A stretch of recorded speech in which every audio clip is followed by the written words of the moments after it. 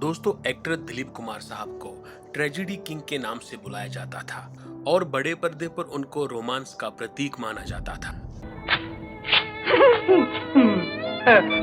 अभी कभी अपना वादा पूरा करते हैं माँ। चल बेटा, तेरे खाना ठंडा। नहीं, मुझको भूख नहीं लगी है। बटाटा है, तुम आटा सिग्नेचर करता है। कौन लोग बटाटा था? अरे यही लोग बटाटा था। क्या बटाटा था? कि तुम आटे और साइन करते हैं। दिलीप कुमार साहब हिंदुस्तान के पहले प्रधानमंत्री पंडित जवाहरलाल नेहरू साहब के बहुत ही अच्छे दोस्त थे। यहाँ तक कि हिंदुस्तान के अन्य प्रधानमंत्री जैसे कि अटल बिहारी वाजपेयी साहब, नरसिम्हा राव साहब भी दिलीप कुमार के साथ बहुत ही अच्छा बॉन्ड शेयर करते थे।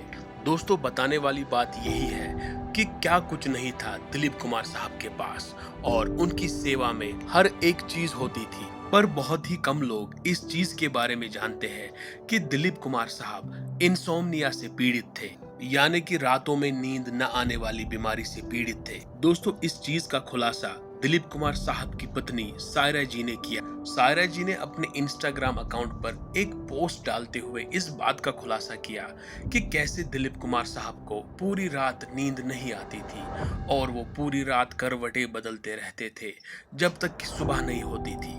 यहाँ तक कि दिलीप कुमार ने इस चीज का इलाज भी कराया था और वो हर रोज स्लीपिंग पिल्स भी लेते थे, लेकिन उसके बावजूद भी उन्हें रात भर नींद नहीं आती थी और यही सिलसिला जारी रहा था उनके एक्टर बनने के बाद से लेकर उनकी शादी के कुछ साल बाद तक।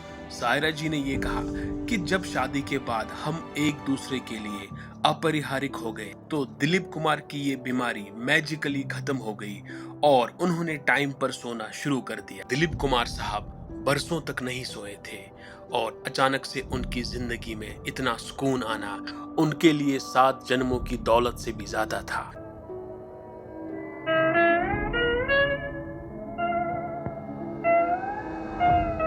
इसीलिए दिलीप कुमार सायरा जी को अक्सर प्यार से कहा करते थे कि तुम मेरी नींद की गोली हो, तुम मेरा तकिया हो। और इसी के चलते सायरा जी ने एक और किस्से के बारे में खुलासा किया कि दिलीप कुमार साहब अक्सर अपने घर में दरबार लगाया करते थे और उस दरबार में तरह तरह के गायक आया करते थे जो अपनी कला का प्रदर्शन दिलीप कुमार के सामने किया करते थे, क्योंकि दिलीप कुमार साहब संगीत के शौकीन और कभी कभी दिलीप कुमार साहब इतनी कुशलता से अक्सर कुछ नींद लेने के लिए दरबार से निकल जाया करते थे।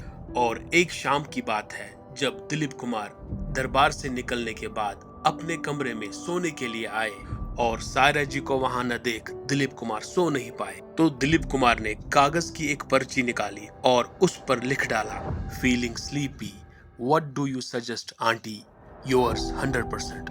दोस्तों, इस मैसेज में आपने आंटी नाम तो सुना ही होगा और ये नाम सुनकर आप शायद उलझन में होंगे। सायरा जी ने इस बारे में बताया कि दिलीप साहब उनको प्यार से कभी कभी आंटी जी कहा करते थे, क्योंकि उन दोनों में प्यार ही इतना था कि सायरा जी दिलीप कुमार साहब को एक बच्चे की तरह प्यार करते थे और उन्हीं के चलते दिलीप साहब की जो इंसोम्निया की बीमारी थी वो भी ठीक हो गई थी।